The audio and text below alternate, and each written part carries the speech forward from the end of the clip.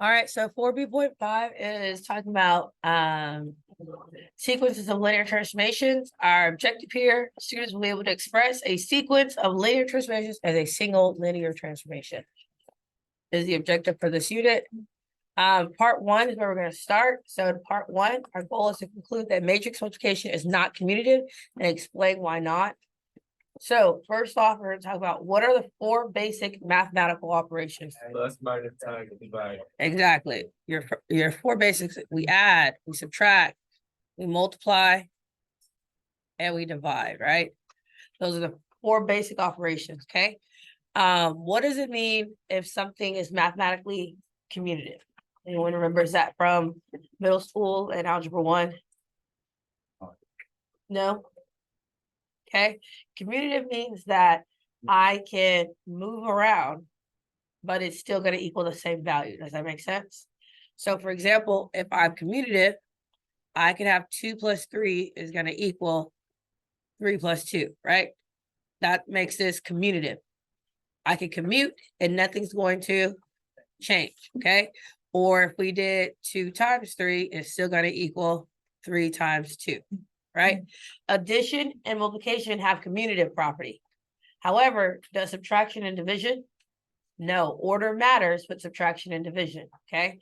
And so that's a lot of times when you're doing order of operations, the best thing to do is work it from left to right, because order matters when you're adding and subtracting and dividing, okay? So these would be our commutative.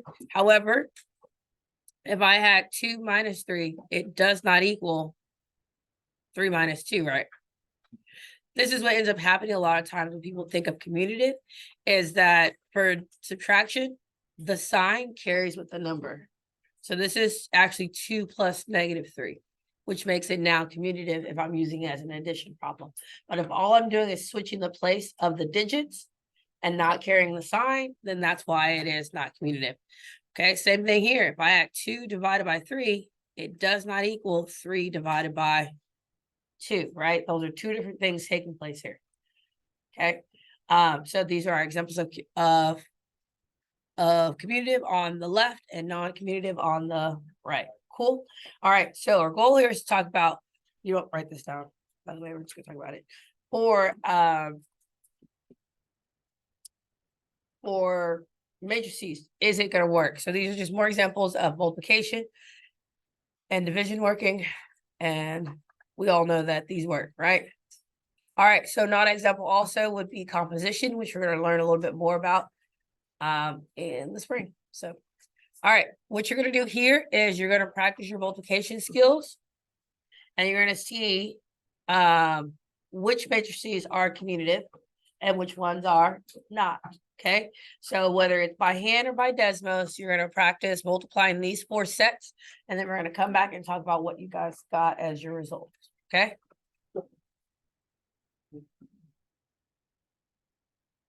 And I'm going to.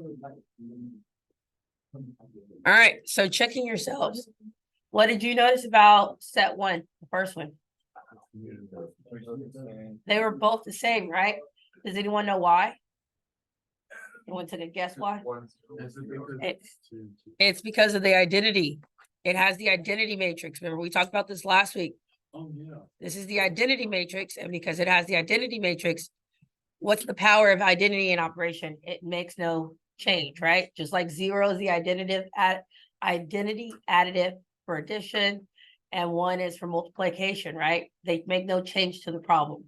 So that's why set 1, you got, it seemed to be commutative. How? But for the rest, was it commutative? No, you got a different value for all the other times. And then when you got down to set 3 and set 4, when you flipped it, what ends up happening? No solution is not defined, right? Yeah, it's okay. You can go back and look. All right, so conclusion here. Are matrices commutative? Yes or no? It's a no. If it's not always, then it's not. So the answer is matrices are not commutative. And that's because it doesn't work for all, right? With addition and multiplication, for every single number, if I change the order, am I going to still get the same value? Yes. But for matrices, did that work? No, I got different situations every single time. So we conclude that matrices are not commutative, and that's what part 1 is about. All right, so we're gonna flip over for part 2. We gotta roll through this.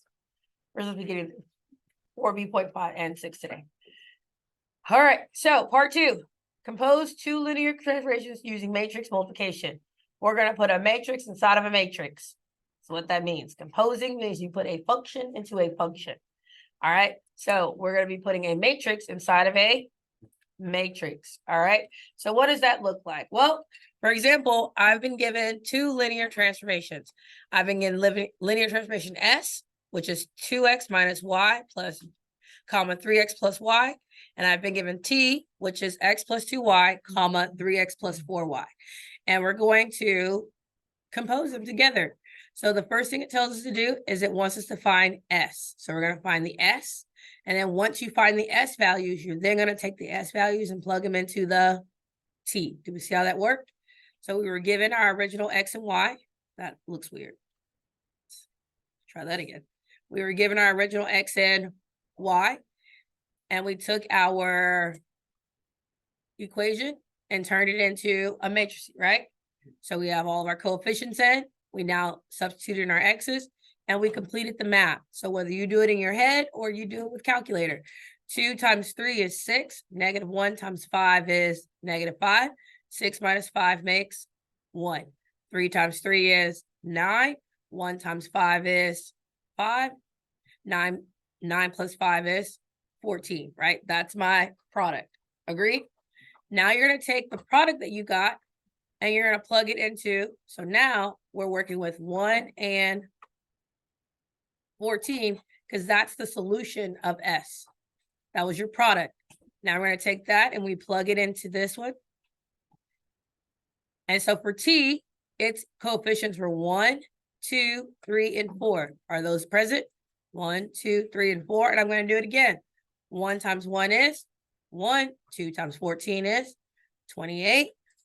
1 plus 28 is 29. 3 times 1 is 3. 4 times 14 is 56. 40, 56, 56. And 3 plus 56 is 59. So my final product is 2959.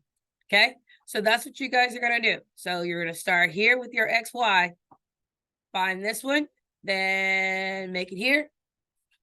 And then what's the final is your output. Again, you have the choice to do it by hand or using your Desmos or your handheld calculator. It is really up to you. As you're working and doing it, please let me know if you need me to come around. All right, guys, so we're going to go over what you should have ended up with. So on the first one, you had your X and your Y. You plugged it in, and you should have got 2, 3. Did you get 2, 3? Then you should have taken the 2, 3 and plugged it into the T. And then you should have ended up with 8, 18.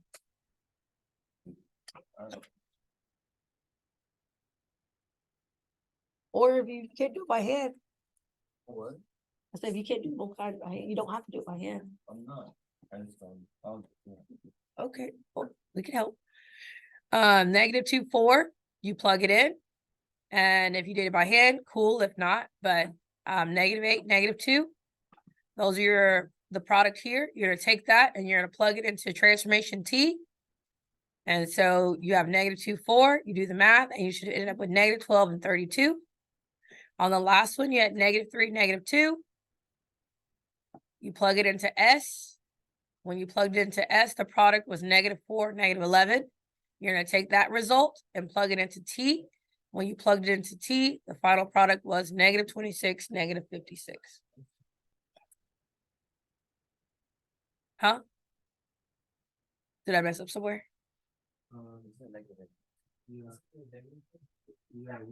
Oh, no. It should be -8, -2. Fudge sickle. Pretend you don't see that. -8 plus -4. Yeah, that's right. 3 times -8 is -24. 4 times -2 is Sorry, guys, typing too quickly. Good call, geniuses.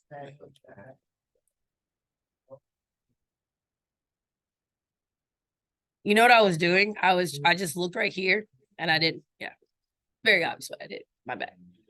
And I dropped my negative. Don't be me. Be better than me. All right, so that concludes our B5. Now we're going to move on to